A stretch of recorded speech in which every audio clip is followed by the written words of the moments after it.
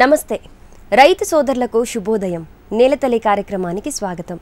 భూచట్ట న్యాయ నిపుణులు సునీల్ కుమార్ గారి ఆధ్వర్యంలో అనేక భూ సమస్యలకు ఇప్పటివరకు ఎన్నో పరిష్కార మార్గాలను చూపించే ప్రయత్నం చేసింది మీ నేలతల్లి కార్యక్రమం. ఈ కార్యక్రమానికి రైతుల నుంచి విశేష స్పందన లభిస్తోంది. వారి వ్యవసాయ భూములకు సంబంధించిన అనేక సమస్యలను రైతులు నేలతల్లి ముందుంచుతున్నారు. ఇదే క్రమంలో సాగు భూములకు సంబంధించి రైతులు అడిగిన కొన్ని కీలకమైన ప్రశ్నలకు నిపుణులు సునీల్ కుమార్ గారి విశ్లేషణాత్మక సమాధానాలను ఇవాల్టి కార్యక్రమంలో తెలుసుకుందాం పదండి. నేలతల్లి వీక్షకులకి నమస్కారం. మన కార్యక్రమానికి రైతులు తమ భూమి సమస్యలని రెగ్యులర్గా రాసి పంపుతున్నారు. చాలా వందలలో వస్తున్నాయి మీరు పంపుతున్న భూమి సమస్యలు. వీలైన అన్నిటికీ కూడా ఎప్పటికప్పుడు మన కార్యక్రమం ద్వారా సమాధానాలు చెప్పే ప్రయత్నం చేశాం. ఈరోజు కూడా మళ్ళీ అదే ప్రయత్నం చేద్దాం. మీరు పంపిన వాటిల్లోకి వెళ్ళి కొన్ని ముఖ్యమైన ప్రశ్నలు, ముఖ్యమైనవి అంటే ఎక్కువ మందికి ఇట్లాంటి సమస్యలు ఏవైతే ఉంటాయో అవి తీసుకొని వాటికి నేను ఈ రోజున సమాధానాలు చెప్పే ప్రయత్నం చేస్తా. మొట్టమొదటిది నెల్లూరు జిల్లా నుంచి ఈ సమస్య రాసి పంపించారు. చాలా వివరంగా రాశారు. సమస్య సారాంశం ఏంటంటే 2010 సంవత్సరంలో 5 ఎకరాల అసైన్మెంట్ భూమి కొనుగోలు చేశారు. డీ పట్టా భూమి, డీఫామ్ పట్టా అంటాం దాన్ని కూడా. ఈ 5 ఎకరాలకి రిజిస్ట్రేషన్ కాలేదు కాబట్టి కొంతకాలం తర్వాత ఇదే 5 ఎకరాలని వాళ్ళ కుటుంబ సభ్యులు ఇద్దరి పేరుతోటి 2.5 ఎకరాలు అసైన్మెంట్ పట్టానే తీసుకున్నాము. ఇప్పుడు ఈ భూమికి రిజిస్ట్రేషన్ అవుతుందా, ఈ భూమి మీద హక్కులు ఉంటాయా అని ప్రశ్న. 2010లో కొనుగోలు చేశామంటున్నారు కాబట్టి 2010లో అసైన్మెంటు భూమి కొనుగోలు చేయటం అనేది పిఓటి చట్టానికి విరుద్ధం. ఇది నెల్లూరు కాబట్టి ఒకవేళ కొనుగోలు చేసిన కుటుంబం భూమి లేని పేద కుటుంబం అయినా సరే క్రమబద్ధీకరణ చేయటానికి ప్రస్తుతానికి అవకాశం లేదు. ఆంధ్రప్రదేశ్ రాష్ట్రంలో 2007 సంవత్సరం కంటే ముందు ఎవరైనా భూమి లేని పేద కుటుంబం అసైన్మెంట్ భూమిని కొనుగోలు చేస్తే క్రమబద్ధీకరణ చేయడానికి అవకాశం ఉంది.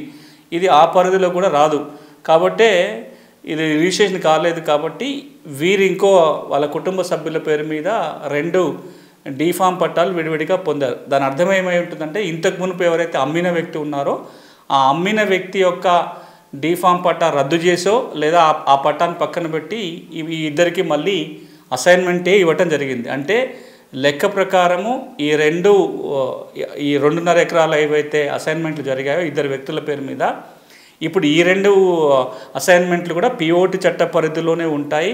మళ్ళీ అమ్మకాలు కొనుగోలు చేయడానికి వీల్లేదు.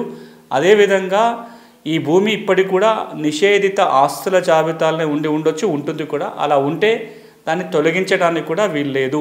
మీరు వారసత్వంగా ఆ భూమిని అనుభవించాల్సిందే కానీ దానికి పూర్తి హక్కులతో పట్టా పొందడానికి ప్రస్తుత చట్టాల ప్రకారం అయితే అవకాశం లేదు. తెలంగాణలో అయితే ఇట్లాంటి సమస్య 2017 వరకు కూడా ఎవరైనా భూమి లేని పేదవాళ్ళు అసైన్మెంట్ భూముల్ని కొనుగోలు చేసినట్లయితే క్రమబద్ధీకరణ చేయొచ్చు అని కొత్త చట్ట సవరణ చెప్తుంది. దాదాపుగా 3.5 నుంచి 5.5 లక్షల ఎకరాలు ఈ విధంగా క్రమబద్ధీకరణ చేసే అవకాశం ఉంది. జిల్లా కలెక్టర్లకే ఈ విధంగా పట్టా చేయడానికి అధికారాలు ఇచ్చారు కానీ అమలు జరిగినట్టుగా కనపడట్లేదు. చాలామంది కూడా ఇప్పటికీ ఎదురు చూస్తున్నారు.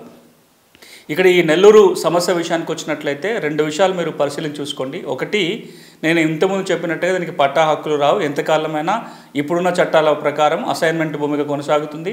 అమ్మకాలు కొనుగోలు చేయడానికి కానీ రిజిస్ట్రేషన్ చేయడానికి కానీ వీల్లేదు.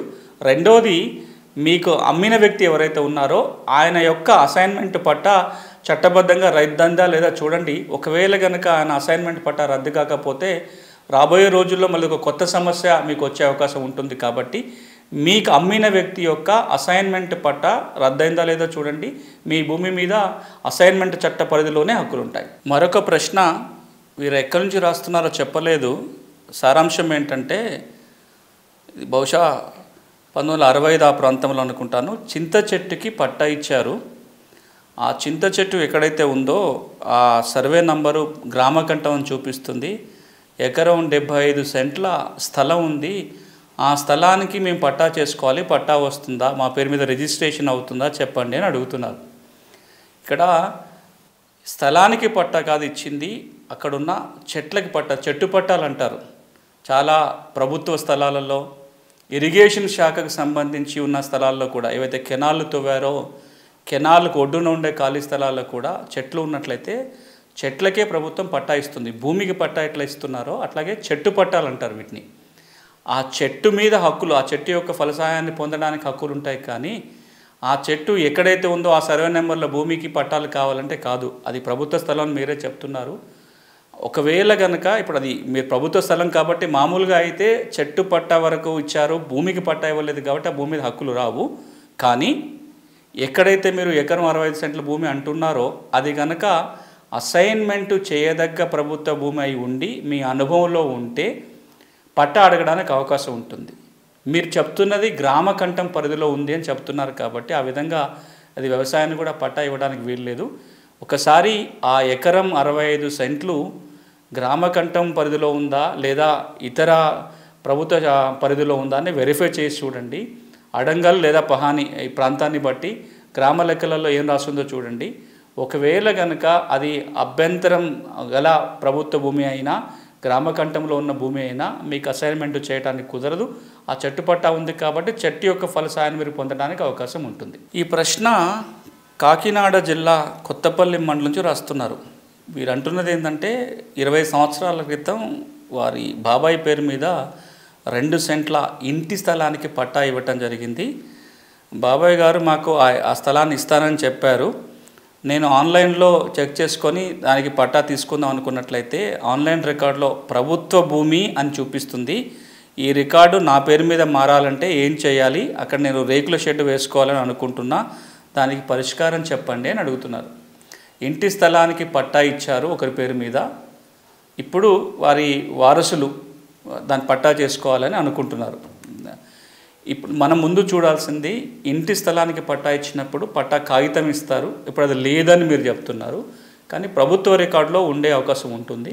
ఒకసారి మీరు మీ మండల కార్యాలయానికి వెళ్ళి తహసీల్దార్ ఆఫీసులో మీ గ్రామానికి సంబంధించిన అసైన్మెంట్ రిజిస్టర్లో ఇది నమోదై ఉందా లేదా చూడండి. అక్కడ ఒక అవకాశము ఆ పట్టా ఉందా లేదా ఉంటే కనుక దాని నకలు మీరు పొందడానికి అవకాశం ఉంటుంది. ఇక రెండవది ఏంటంటే ఇది ప్రభుత్వ భూమి అసైన్మెంట్ చేస్తుంటారు కాబట్టి ప్రభుత్వ భూముల రికార్డులో కానీ అడంగల్లో కానీ నమోదు ఉండొచ్చు. ఇది అసైన్మెంట్ చేసినప్పుడు పలానా వాళ్ళకి ఇంటి స్థలాల కోసం అసైన్మెంట్ చేశారని చెప్పే వివరాలు దొరికే అవకాశం ఉంటుంది. ఇక మూడోది అసైన్మెంట్ చేసినప్పుడు తహసీల్దార్ ఆఫీస్ ప్రొసీడింగ్స్ ఇస్తుంది, దానికి సంబంధించిన ఫైల్ ఉండే అవకాశం ఉంటుంది. ఆ కాగితాలు ఏమైనా ఉన్నాయా? ఇప్పుడు నేను చెప్పిన వాటిల్లో ఈ సమాచారాన్ని సమాచార హక్కు చట్టం ద్వారా దరఖాస్తు పెట్టి సమాచారం తీసుకోండి. నేను చెప్పిన వాటిలో ఎక్కడో ఒక చోట అయినా సరే ఆధారం దొరికినట్లయితే దాని ఆధారంగా మీ పేరుని రికార్డులో నమోదు చేయమని అడగడానికి అవకాశం ఉంటుంది. రెండోది, దీన్ని ఇప్పటిదాకా అసైన్మెంట్ చేసినట్టుగా ఏ ఆధారము మీకు దొరకకపోయినట్లయితే ఇప్పటికీ అది మీరు ఖాళీ స్థలంగానే ఉందని చెప్తున్నారు. అది మీ అనుభవంలో కనుక ఉంటే అది ఇప్పుడు రికార్డు ప్రకారంగా ఇప్పటికీ ప్రభుత్వ భూమి అని ఉందని మీరే చెప్తున్నారు కాబట్టి మీరు దానికి ఇంటి స్థలం కోసం పట్టా ఇవ్వండి అని దరఖాస్తు చేసుకొని పట్టా పొందాల్సి ఉంటుంది. ఇది రెండో మార్గం. ఎక్కడి నుంచో రాయలేదు కానీ ప్రశ్న ఏంటంటే ప్రభుత్వ ఉద్యోగికి డీకేటీ భూమి వారసత్వంగా వస్తుందా, దయచేసి చెప్పగలరు అని అడుగుతున్నారు. అంటే ఎప్పుడో ఒకసారి ఈ భూమి అసైన్మెంట్ జరిగింది. ఇప్పుడు ఆ వ్యక్తి ఎవరో ఒక ప్రభుత్వ ఉద్యోగి వారసత్వంగా ఆ భూమిని పొందడానికి అవకాశం ఉంటుందా అని అడుగుతున్నారు. చట్ట ప్రకారము భూమిని అసైన్మెంట్ చేసేటప్పుడు మాత్రమే ఆ వ్యక్తి ఆ కుటుంబము భూమి లేని పేద కుటుంబం అవునా కాదా పరిశీలించి చూస్తారు. పేదవాళ్ళు అయి ఉండాలి, భూమి లేని కుటుంబం అయి ఉండాలి. ల్యాండ్లెస్ పూర్ అంటాం. అంటే బీపీఎల్ బిలో పవర్టీ లైన్ ఏదైతే ఆర్థిక స్తోమత వెరిఫై చేస్తారో ఎప్పటికప్పుడు 24,000 ఇంతకుముందు 11,000 ఉండేది. ఆ ప్రభుత్వం నిర్దేశించిన సంవత్సర ఆదాయం కంటే తక్కువ ఉండాలి. వ్యవసాయ కూలీలుగా ఇతర ప్రభుత్వ ఉద్యోగాలు లేకుండా ఈ ఆదాయం తక్కువ ఉన్న కుటుంబం అయి ఉండి దానికి తోడుగా భూమి అసలు లేకుండా కానీ ఒకవేళ భూమి ఉన్నట్లయితే డ్రై ల్యాండ్ అయితే 5 ఎకరాల లోపు, వెట్లాండ్ అయితే 2.5 ఎకరాల లోపు ఉంటే వాళ్ళని భూమి లేని పేద కుటుంబం అంటారు. అసైన్మెంట్ పొందడానికి అర్హత ఉంటుంది. అసైన్మెంట్ ఇచ్చేటప్పుడు మాత్రమే ఈ అర్హత ఉందా లేదా చూస్తారు. ఒకసారి అసైన్మెంట్ జరిగిన తర్వాత ఏ కుటుంబానికైతే ఈ భూమి వెళ్తుందో వారి కుటుంబ సభ్యులు తరతరాలుగా వారసత్వంగా ఆ భూమిని అనుభవించవచ్చు. వారు ఒక వారసుల పేరు మీద పట్టా చేయడానికి అవకాశం ఉంది. అలా చెయ్యాలి.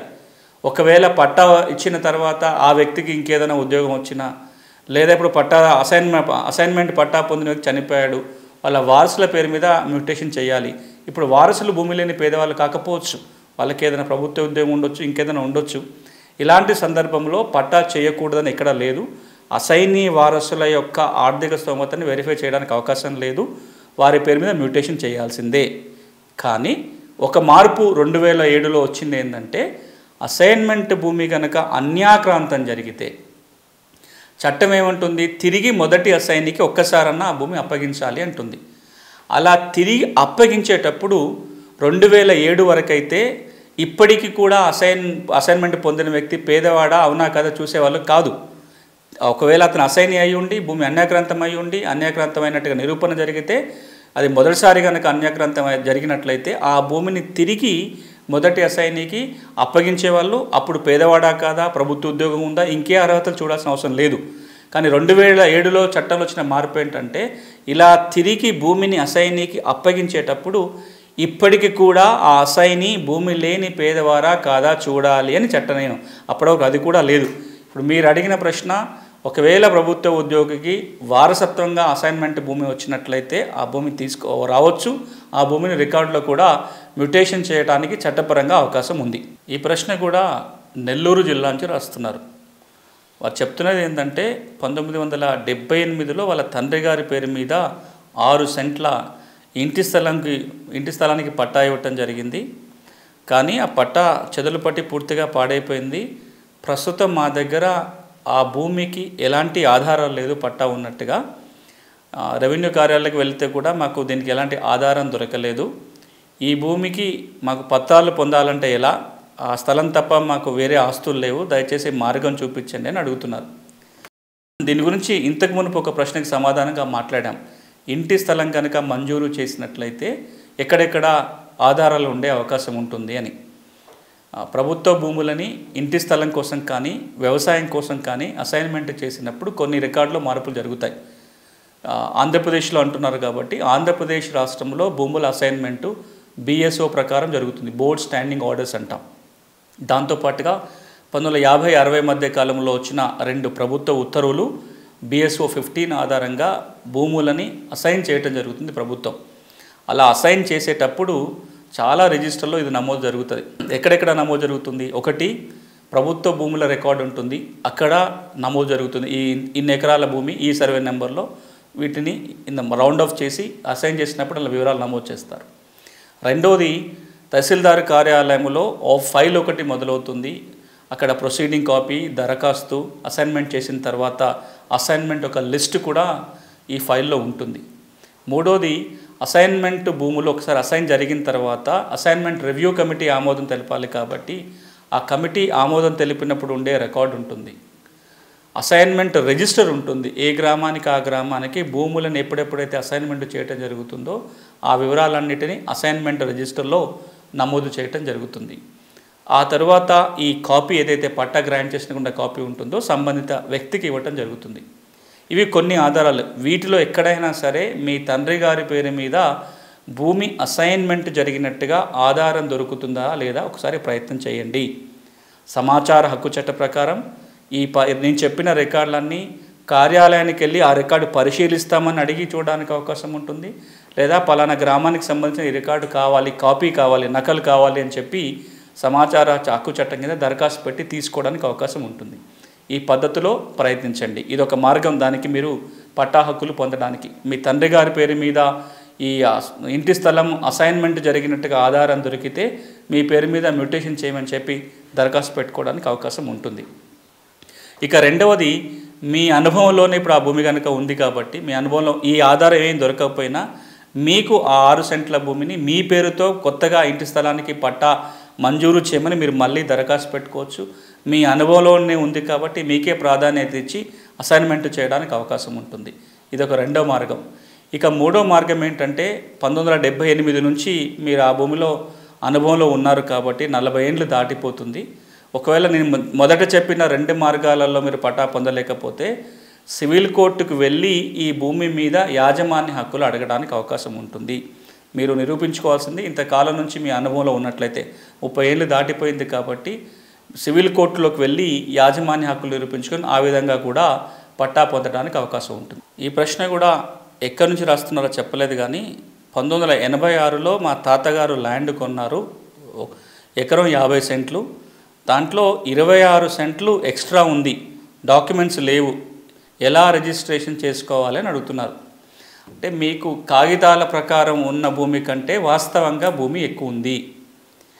ఇట్లాంటి సమస్య వచ్చినప్పుడు ముందుగా రికార్డులన్నీ వెరిఫై చేసి చూడాలి. అంటే మీరు ఏదైతే సర్వే నెంబర్లో ఈ భూమి ఉందో మీరు 1986లో కొన్నామంటున్నారు కాబట్టి అప్పటి నుంచి ఇప్పటిదాకా అడంగల్ పహానులు ఏమొస్తుంది, 1B రిజిస్టర్లో ఏముంది, మీ దస్తావేజ్లో ఏముంది అనేది చూడాలి. ఒకవేళ వీటన్నిటిలో కూడా మీరు చెప్పినట్టుగా ఉన్న వాస్తవంగా ఉన్న భూమి కంటే ఇప్పుడు అక్కడ తక్కువ నమోదై ఉంటుంది, ఎందుకంటే మీ దస్తావేజులోనే తక్కువ ఉంది అని అంటున్నారు కాబట్టి.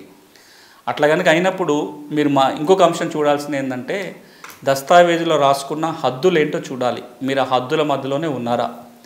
ఇవి వెరిఫై చేసుకున్న తర్వాత మీ భూమిని ఒకసారి సర్వే చేయించండి.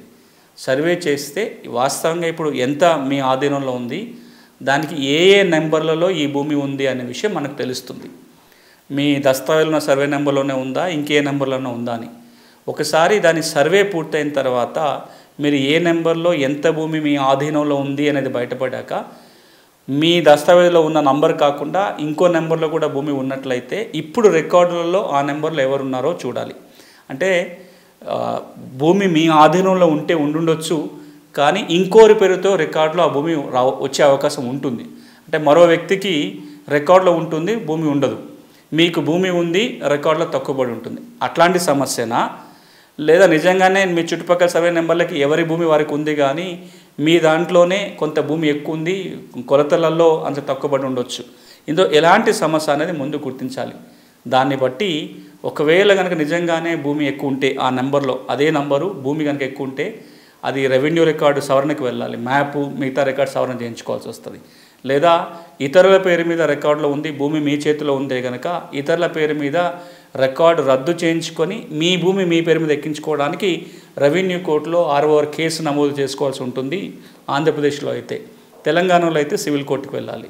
లేదా ఇవేవి లేనప్పుడు మీ ఆధీనంలో మీ హద్దులలో మీరు ఉండి భూమి ఎక్కువగా ఉన్నట్లయితే సివిల్ కోర్టుకు వెళ్ళి టైటిల్ డిక్లరేషన్ వేసుకొని మీరు యాజమాన్య హక్కులు నిరూపించుకుంటే కోర్టు తీర్పు ఆధారంగా మీ భూమిని మీరు రికార్డులో ఎక్కించుకోవడానికి అవకాశం ఉంటుంది. ఏదేమైనా ముందు మీ రికార్డులన్నీ పరిశీలించి చూసి సమస్యని కొంచెం అధ్యయనం చేసిన తర్వాత ఇప్పుడు నేను చెప్పిన దాంట్లో ఏదో ఒక మార్గంలో ప్రయత్నం చేయొచ్చు. ఇది వైరా మండలం గన్నవరం గ్రామాన్ని నుంచి రాస్తున్నారు. వైరా మండలం అంటే ఖమ్మం జిల్లా అయి ఉంటుంది. సమస్య చాలా డీటెయిల్గా రాశారు. సారాంశం ఏంటంటే 1983 సంవత్సరంలో 36 గుంటల భూమిని అగ్రిమెంట్ ద్వారా కొనుగోలు చేశారు. సర్వే నెంబరు 137 అని అగ్రిమెంట్లో ఉంది. కానీ ఆ తర్వాత కాలంలో ఇది 137 కాదు 145గా మారింది అంటున్నారు. ఇప్పుడు 2019 సంవత్సరంలో సర్వేకి వెళ్తే మళ్ళీ ఆ భూమి ఇది 145 కాదు 137లోనే ఉంది అని సర్వే రిపోర్ట్ వచ్చింది. పాస్ పుస్తకాలు లేవు, రికార్డుల నమోదు కాలేదు. సమస్యకు పరిష్కారం చెప్పండి, ఏదో ఒక నంబర్లో నాకు హక్కులు వచ్చేలాగా అవకాశం ఉందా అని అడుగుతున్నారు. మనం రెండు విషయాలని జాగ్రత్తగా చూడాలి. ఒకటి 1983 సంవత్సరంలో కొన్నామంటున్నారు, అది కూడా అగ్రిమెంట్ రిజిస్ట్రేషన్ అయినట్టుగా ఇక్కడ చెప్పలేదు.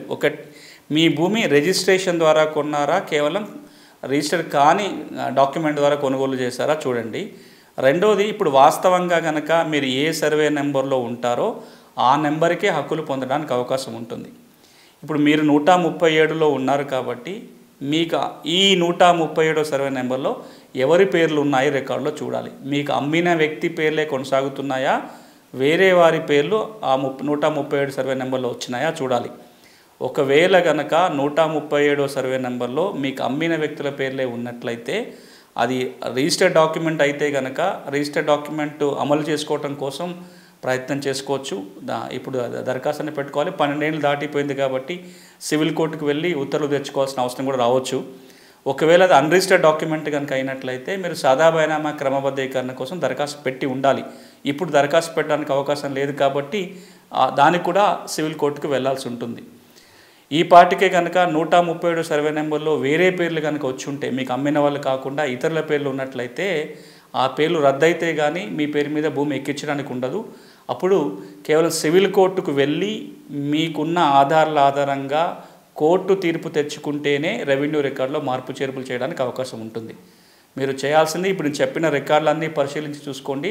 దానికి తోడుగా సర్వే మండల సర్వే ద్వారా చేయించండి. మీరు ప్రైవేట్ సర్వే చేశారో బయట మండల సర్వే చేశారో చెప్పలేదు.